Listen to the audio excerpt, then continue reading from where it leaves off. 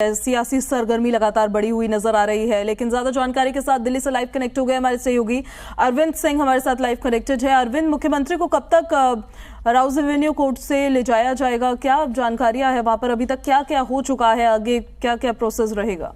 देखिए, तकरीबन आधे घंटे का वक्त और लग सकता है जब अरविंद केजरीवाल को राउज एवेन्यू कोर्ट परिसर से तिहाड़ जेल ले जाया जाएगा। अभी अरविंद केजरीवाल अपने परिवार वालों से और कुछ और लोगों से मुलाकात कर रहे हैं कोर्ट की परमिशन के बाद में, और आज ईडी की तरफ से आगे रिमांड अवधि बढ़ाए जाने की मांग नहीं की गई। ईडी की तरफ से एएसजी एसवी राजू पेश हुए थे। हालांकि उन्होंने ये आरोप लगाया कि अरविंद केजरीवाल पूछताछ में सहयोग नहीं कर रहे हैं, सवालों के सीधे सीधे जवाब नहीं दे रहे हैं।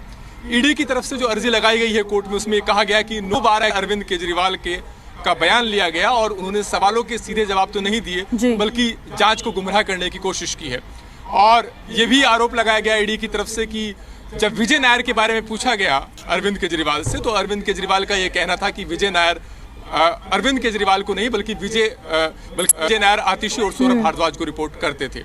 लेकिन ईडी का आगे ये कहना है कि विजय नायर जो है वो सीएम ऑफिस को अलॉट, जो कैंप ऑफिस है, उससे वहां पर अपना काम कर रहे थे। और जब अरविंद केजरीवाल से पूछा गया कि अगर उनकी नजदीकियां नहीं थी विजय नायर से, तो फिर वो किस हैसियत से जो कैंप ऑफिस है सीएम ऑफिस का, उससे काम कर रहे थे, तो उसके बारे में अरविंद केजरीवाल ने कोई संतोषजनक जवाब नहीं दिया। ईडी का यह भी कहना है कि कुछ व्हाट्सएप चैट भी उनको दिखाए गए, इसके बारे में भी उन्होंने गोल बोल जवाब दिए हैं। तो ईडी का कुल मिलाकर के ये कहना है कि कई आम आदमी पार्टी के नेताओं के बयान से जब उनको कन्फ्रंट कराया गया, जब उनसे आमना सामना कराया गया, तो उसको लेकर उन्होंने आम आदमी पार्टी के नेताओं के ही कई बयानों को कंफ्यूज करार दिया है, ऐसा एलिगेशन है ईडी का। और यही वजह है कि एएसजी एसवी राजू का ये कहना था कि फिलहाल तो जुडिशल कस्टडी में अरविंद केजरीवाल को भेज दिया जाए, लेकिन अगर आगे चलकर पूछताछ की जरूरत महसूस होती है तो ईडी 4 दिनों की रिमांड आगे भी मांग सकती है।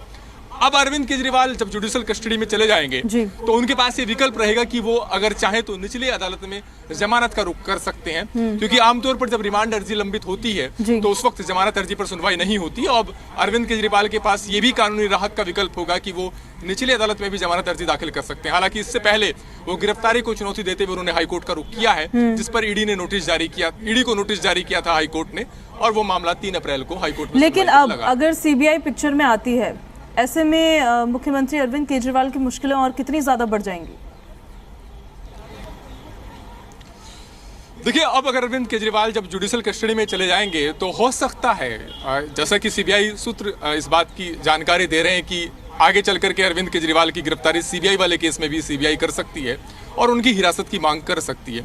और अगर ऐसा हुआ तो फिर अरविंद केजरीवाल के लिए दोहरी मुश्किल का ये सबब बन जाएगा, क्योंकि फिर उन्हें सिर्फ न केवल ईडी की ओर से दर्ज मनी लॉन्ड्रिंग के केस में बल्कि सीबीआई की ओर से दर्ज केस में भी जमानत के लिए निचली अदालत का रुख करेगा। और जब तक दोनों ही केस में उनको जमानत नहीं मिल पाएगी तब तक जेल से बाहर आने का उनका रास्ता साफ नहीं हो पाएगा।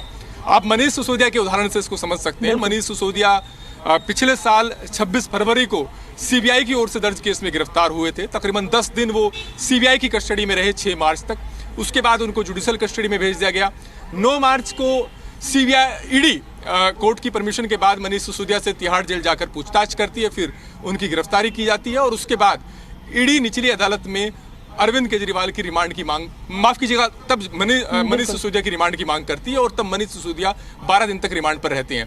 तो आज तक मनीष सिसोदिया तकरीबन 1 साल से भी ज्यादा का वक्त गुजर चुका है, लेकिन सीबीआई और ईडी दोनों की ओर से दर्ज केस में जुडिशल कस्टडी में उन्हें जमानत नहीं मिल पाई है। तो ऐसे में अगर अरविंद केजरीवाल को लेकर के भी सीबीआई आगे बढ़ती है और सीबीआई उनकी हिरासत की मांग करती है और सीबीआई की हिरासत में वो चले जाते हैं, सीबीआई की ओर से दर्ज केस में भी वो गिरफ्तार हो जाते हैं, तो फिर दोहरी मुश्किल का सबब बनेगा अरविंद केजरीवाल के लिए। दोनों केस का उनको सामना करना होगा और जमानत के लिए दोनों ही केस में उनको जमानत मिल पाएगी, तभी उनके जेल से बाहर आने का रास्ता साफ हो पाएगा। लेकिन ये काफी मुश्किल भरा सफर होगा और ईडी का जो जांच चलती है एक लंबा प्रोसेस होता है। ऐसे में अब इलेक्शंस भी है नजदीक, आम आदमी पार्टी की मुश्किलें कम नहीं हो रही है, उल्टा बढ़ती ही जा रही है। बहुत शुक्रिया अरविंद आपका इन सारी जानकारियों के लिए।